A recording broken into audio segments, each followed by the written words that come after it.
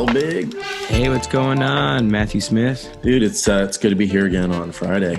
You know, I've been geeking out with Grammarly emails. I got another one in my inbox this last week, and I thought, dang, man, these guys, these folks, these women and men, they're doing great. I'm really impressed. And one of the things that's just so impressive is they use so much live text, and they do some fantastic stuff with fonts and just good layout, like clearly great design throughout, this entire stack. Before we get started, I want to thank Email Monks for sponsoring this episode. Need help in creating really good email templates for your campaigns? Discover how Email Monks can make that happen in a snap. They are experts at designing and coding email templates at a great price. If you want to level up your email game, give Email Monks a try. For me, this email, this first one, Happy Grammarversary, I love this because this is taking some data of my experience with Grammarly and making it something special, making it interesting. So it's like we've been in this relationship, me and Grammarly, for a year. And I just think that's pretty cool. It's kind of interesting. Now they're saying, hey, see below for a special reward, right? Like, so they're not just saying, hey, it's our anniversary and that's it, because that's not that interesting. But they're saying, hey, if you want to upgrade to Grammarly Premium. So this is a neat way for them to graduate people into their premium offering. And I think it's pretty impressive. They get out of the way. They use simple illustration. They use their primary green. It's very easy to read. I'm really impressed. Yeah. What do you think, man? Yeah, I guess this is a pretty short one overall, but it does really get to the point. It's interesting that they send this email even to someone that isn't a premium user. It's cool that they still took the time to, make a well-designed email and do something fun like an anniversary email. Yeah, something that you can do with your list that is not super high effort.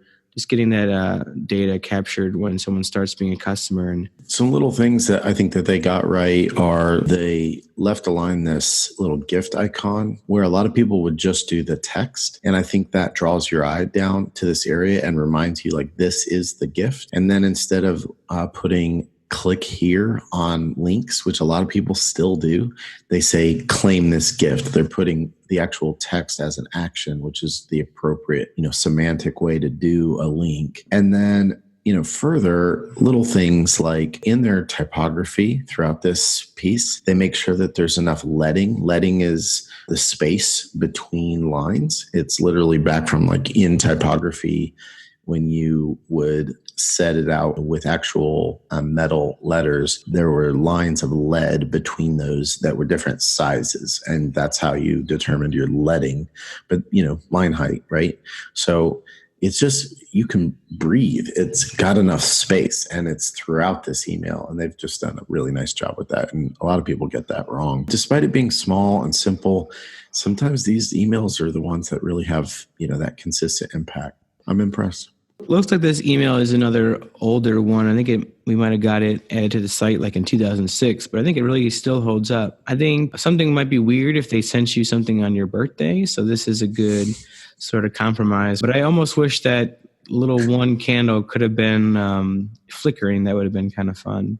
That would be cool. Little gift there. Yeah. I wonder too what the cadence is of how many times they're going to send you this email. Like, do you get the 3-year and the 4-year and everything else too? Yeah, I don't know. That's interesting. I think the more important thing to me is using data to kind of show people that you're listening, you're paying attention, and this is an opportunity. To your point, like if you say my birthday, that works for some companies. Like there's a pizza place here in Greenville that gets my birthday and then they send me a coupon to get a free pizza on my birthday. Was I invited to that party or?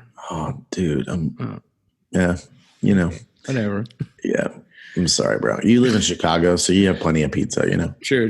Anyway, so, I think there's opportunities to make that work in some neat ways. But I like here that they're taking that opportunity from the data. So let's switch over to this other email. Does that sound good? Sure.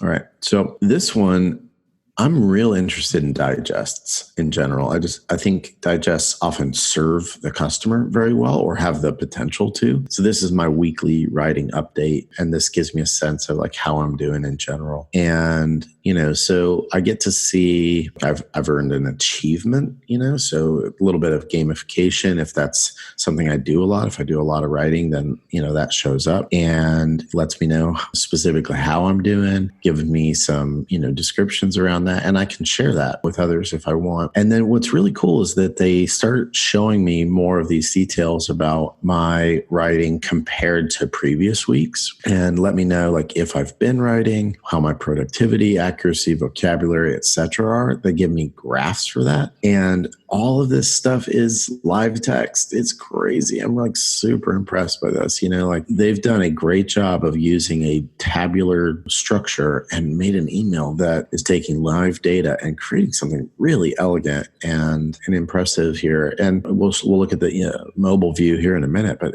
it really holds up. And so I'm super, super impressed by that. I feel like they've done a great job. And then they finish the email by, inserting kind of what I would call like an internal ad, like they've got this other product, this Grammarly's mobile keyboard that you could go download as like a new keyboard for, iOS or Android. That's pretty interesting. And then they have this top 3 mistakes, which that's actually a good idea for us. That would be an interesting little thing to use. I like that. Mistakes that people make. So not just like, SendGrid has been doing a great job of giving us like tips on the ways that we can improve our emails, but maybe there's like another section that would be like, top 3 mistakes. Pretty interesting. So I like this. I think they've done a great job of just inserting a lot of useful, valuable information. They even like draw me into the site here, and I can't actually use these toggles, but they get close. Like I can click activate, and that's going to take me over to the app. They're doing some smart stuff. Clearly,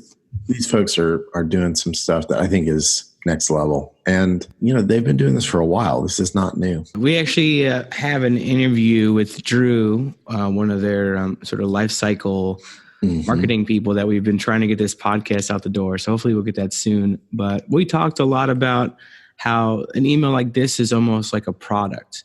That it took them a very long time to actually make this email. And there was a lot of people involved, and I think it constantly is changing. But yeah, they're constantly learning from this sort of product that they're sending to their subscribers on a weekly basis and getting feedback, and people share this email a lot. This is actually one of those emails that we get submitted to our site a lot of the time. So we don't really try to duplicate too many emails on our site, but this is one that consistently gets submitted to us just because the amount of data that they use and how much personalization they're able to do. Right. I think they've been working on this single product for a while, like you said. And I think for some brands, it definitely makes sense. But yeah, this is one of those ones that is hard to replicate. But compared to some of like the year-end emails that we've looked at, it's really interesting to me that some of these companies can make something like this on a weekly basis that's very valuable to you. Right. It almost changes how you use their product on both like on your computer, your phone, and that, it being an email specifically is really impressive. Yeah. Well, I think this is a great example of product, that email is product. That's not always true, but this is a great example where this is an extension of the product. It just comes to me through my inbox, but this is helping me understand and use the product. It keeps the product sticky and really helps me stay in it. One other thing, is as technical as this email is, the code is available on, our site and on CodePen. So if somebody wants to go take this and run with it and make it their own, we definitely employ the idea that if you're going to look around at somebody's code, take it and change it so that it's yours, like we learn on the web. Definitely don't just, change some text. This is Grammarly's work, but you can learn a lot by diving in and seeing how it works. So speaking of, let's flip over here.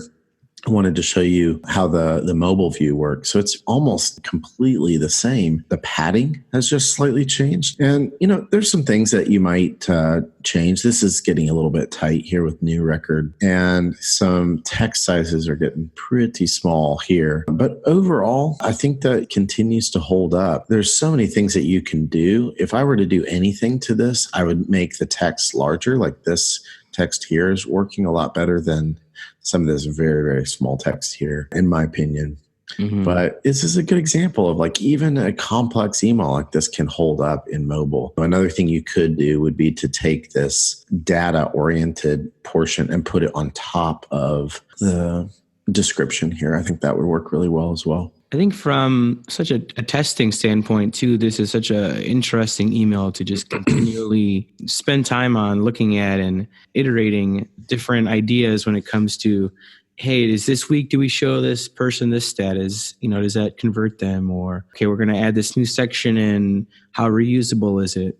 Because I feel like each of this is a very atomic design sort of email. Once they've made, that share button, they can reuse it somewhere else. Or this achievement unlocked, you can have a different icon depending upon, someone unlocking something else. But as you said before, the live text element of that makes this development process a lot easier. And I think it also facilitates a lot of testing opportunities as well. Yeah, I think that's right. Well, good job, Grammarly. If anybody has any comments or questions about it, feel free to ask Grammarly right in the comments. That'd be awesome. As usual, everybody have a great weekend. Thanks for being here on Really Good Emails Feedback Friday. We're really enjoying doing this. And if you have emails you'd like us to review, let us know. Have a good Friday, Matt.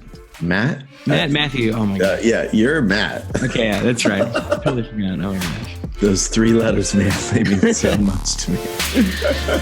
All right, brother. We'll talk to you soon. Bye. If you have any feedback on the series, please leave a comment down below. Hit subscribe to keep up with future episodes. Thank you for giving a listen and letting our sponsors know you love really good emails. Matt, that's right. I try to be casual,